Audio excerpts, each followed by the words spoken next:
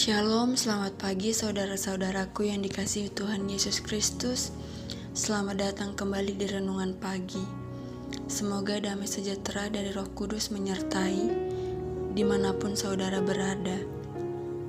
Doa dan harapan saya, semoga saudara semua berada dalam keadaan baik, sehat dan selalu ada di dalam lindungan Tuhan. Sebelum kita mendengarkan renungan pada pagi hari ini, mari kita bersatu dalam doa. Tuhan Allah Bapa kami dalam kerajaan surga, kembali lagi hamba mengucap syukur kepadamu Tuhan.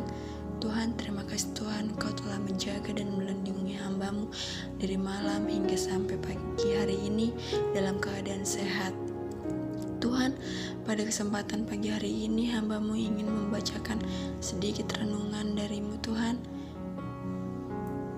Semoga renungan ini dapat bermanfaat bagi orang-orang yang mendengarnya Tuhan.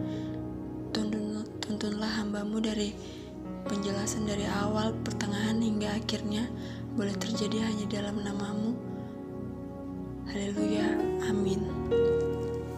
Saudara-saudara sekalian, firman yang akan saya ambil ini terdapat dalam Alkitab 2 Korintus pasal 5 ayat 6 sampai ke-10 yang berbunyi ayat yang ke-6, maka oleh karena itu hati kami senantiasa tabah meskipun kami sadar bahwa selama kami mendiami tubuh ini kami masih jauh dari Tuhan.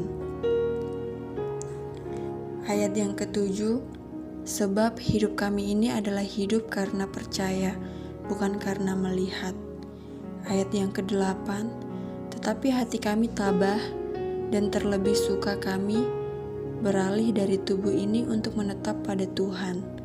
Ayat yang ke-9, sebab itu juga kami berusaha baik kami diam di dalam tubuh ini maupun kami diam di luarnya, supaya kami berkenan kepadanya.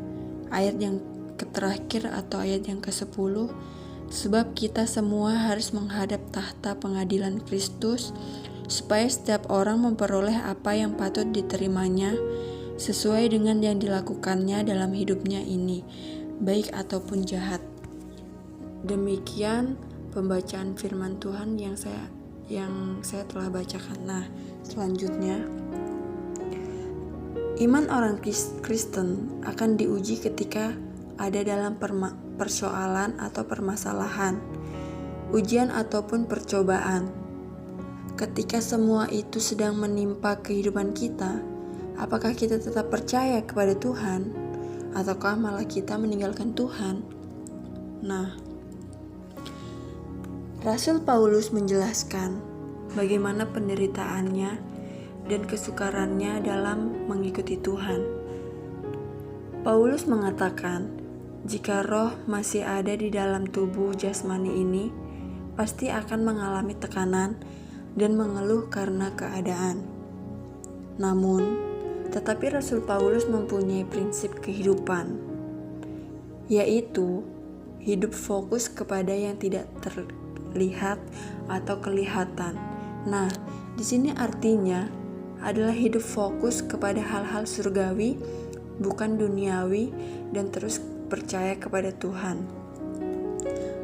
Saudara-saudaraku yang dikasihi oleh Tuhan Yesus, dalam keadaan yang sangat memprihatinkan ini, kita harus mengambil langkah yang benar, seperti yang difirmankan Tuhan lewat Rasul Paulus, yaitu untuk tetap fokus kepada perkara-perkara surgawi, sebab semua yang ada di dunia ini hanyalah sementara, sedangkan yang di atas, yaitu surgawi, adalah kekal.